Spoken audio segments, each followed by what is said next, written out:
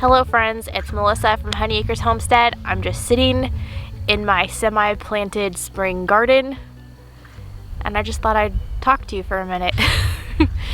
All winter long I had so much anticipation, so much excitement, so many well written out plans about what I would do once spring was here. And now spring is here. And I have to say, the plans are kind of getting tied up in knots a little bit. We are trying so hard to get so many things done, and the planting has just been a struggle. We are trying to develop a garden area, a new garden area right now, so it's been kind of a gradual process in planting things. And right now we have some peas planted, we have some spinach, and we have some radishes, and I have more seeds that I hope to put in the ground here where I'm sitting hopefully in the next few days. But I'll tell you, once spring hit, my mind just like kind of exploded, and I got so just like almost anxious about all the things that need to be done right now. And oh, I need this week, I need to plant this, and this. And you may have seen my my very neat and optimistic video where I showed you how I was planting my garden, and I had all these dates of this needs to go in the ground, seeds needs to get started on this date, and these dates are coming and they're going, and I feel like I'm trying to play catch up already. But honestly, it's just life. You have weeks that just get really busy with other things.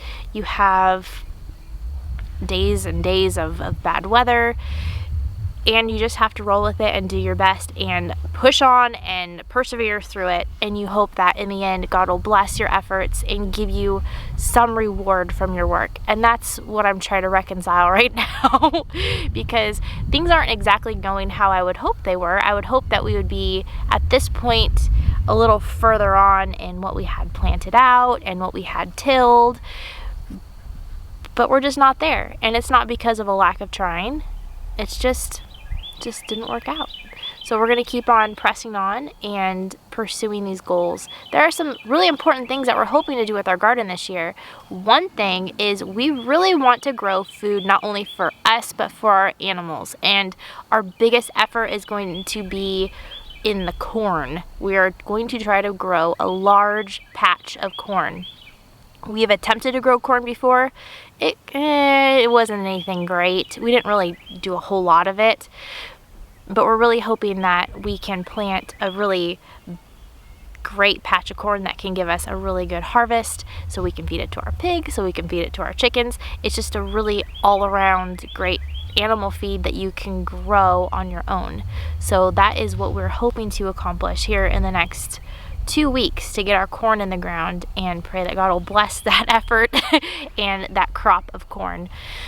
So we have a lot of ambitious plans here in the garden. I'm planting a lot of different things, but it's slow going. And sometimes you have setbacks. Like I had all my little tomatoes planted right when I was supposed to plant them according to my little garden planner. And then after they were like 1.5 inches, 2 inches tall, we had a sudden hard freeze down to 12 degrees in the middle of March that killed like 80% of them. Even though they're inside of a shed, those little cups were frozen like popsicles. So I had to restart those. Now they're a little bit behind, but that's okay. There is a lot of grace when it comes to gardening, especially with things like tomatoes. I mean, they'll be okay. They'll catch up. And sometimes you just flat out fail and something does not work, or you just don't get around to planting it, and that's okay too. The point is that we don't get overwhelmed so much that we quit. We don't get so disheartened that we just want to give up, that we just look at the things that are prospering, that are succeeding, and that gives us hope to keep trying on these other things that maybe didn't go that well this year. Like I've planted 5 different types of peas over here, And to be honest, I've never had a good pea that I've grown. The ones that I've grown before, they've been woody. I'm guessing maybe that was a little too late in the season when I planted them. I've never had successful peas, but I am just hoping this year is different. I'm not going to give up. We like peas. They're great, and I would love to be able to grow some peas. So here we go. We're going to give it another shot. So you have to keep persevering and not give up hope.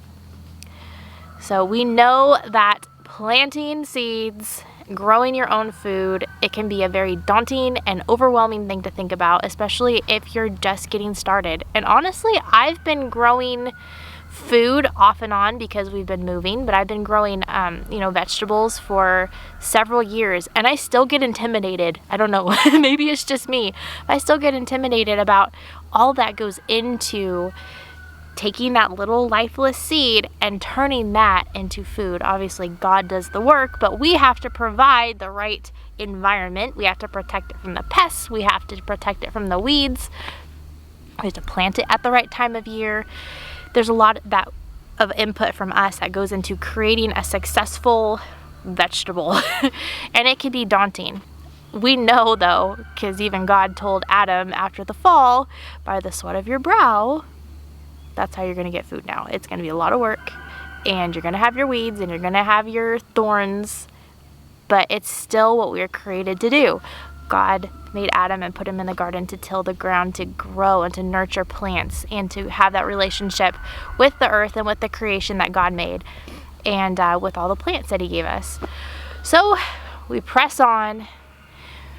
We get over our failures. We try to learn from them, and here's hoping for a really blessed year of growing crops and vegetables in this garden as well as yours. So if you are feeling a little bit intimidated or overwhelmed about growing plants and starting things this year, I just want to let you know you're not alone. I still feel that way at times, definitely. And you still have time, because I know there's more and more people as the days go on that are feeling that tug, that they really just want to start growing some of their own food. Now is the time. Now is a perfect time to get started. So as we continue to press on here at Honey Acres Homestead to get more things in the ground, to grow more food for us and hopefully for our animals, just know that you're not alone in this endeavor to raise your own food and seek to be self-sufficient while being fully reliant on the Lord. Thanks for spending time with me here at Honey Acres Homestead. I'll see you next time.